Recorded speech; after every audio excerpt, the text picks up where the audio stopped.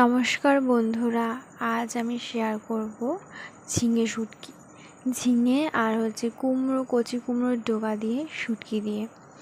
চলুন দেখা যাক ভিডিওটা। আমি একটা ঝিঙে নিয়েছি। ঝিঙেটাকে এরকম সাইজ করে কেটে নিয়েছি, আপনারা এভাবে কেটে নেবেন। এখানে কচি কুমড়োর ডগা নিয়েছি, লম্বা লম্বা করে কেটে নিয়েছি। ঝিঙে শুটকি সাথে একটু ডুবো দিলে খুব ভালো লাগে খেতে। আপনারা চাইলে বাদও দিতে পারেন। এখানে আমি 6 থেকে 7 পিস ফ্যাসা শুটকি নিয়েছি। মশলা আমি দেব লঙ্কা বাটা, আর এখানে 6টা শুটকি পেস্ট করে নিয়েছি। আপনারা এভাবে পেস্ট করে নেবেন। কড়াইয়ে আমি তেল দিয়ে নেব, তেলটা গরম করে নেব। এর মধ্যে আমি শুটকিটা দিয়ে নেব, দিয়ে নাড়াচাড়া করে নেব। নাড়াচাড়া করে লঙ্কা বাটাটা দিয়ে দেব। ঝালটা আপনাদের পরিমাণ মতো দেবেন। এর মধ্যে আমি দিয়ে দেবো 1/2 চামচ লবণ আর 1/2 চামচ হলুদ গুঁড়ো, দিয়ে নাড়াচাড়া করে নেব।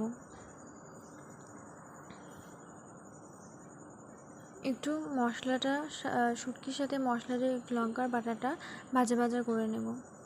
দিয়ে দেবো এবার আমি ঝিঙেটা। এই শুটকির রেসিপিতে সেরকম কোনো মশলা লাগেই না। মশলা ঝুরঝামেলা ছাড়া এই রেসিপিটা আপনারা অনায়াসে করে ফেলতে পারবেন। শুধু লঙ্কা বাটা। আমি ঝিঙেটাকে দিয়ে ভালো করে নাড়াচাড়া করে নিয়েছি। এবার কেটে রাখা ডগাগুলো দিয়ে দেব। আপনারা চাইলে ডগাটা বাদও দিতে পারেন। ডগা ছাড়াও শুটকি দিয়ে এভাবে করতে পারেন পুরো।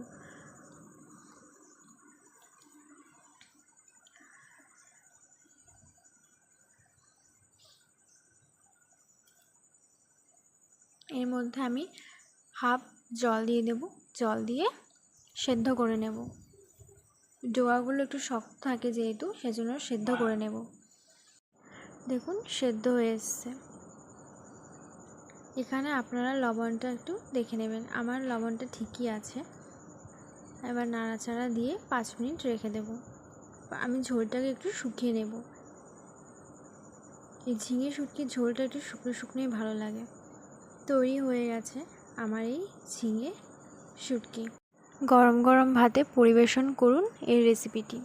ভিডিওটি ভালো লাগলে like, comment, share and subscribe করতে ভুলবেন না। পাশে থাকা বেল আইকনটা ক্লিক করে দেবেন।